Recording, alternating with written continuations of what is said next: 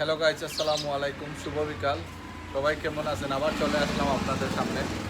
আজকে আইসি এখানে ওই যে সবজি কলা খাওয়ার জন্য। আসলে এখানকার সবজি কলা খুবই মজার।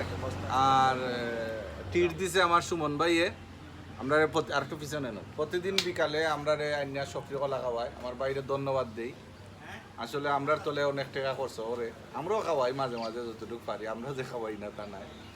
আর এখানকার সবজি কলা খুব মজা। সফরি কলা খাইতে হইলে আপনারা আইবা বানুগাছ রোড 5 স্টারের সামনে মুয়াজিরাবাদ বাবাই না তুমি তো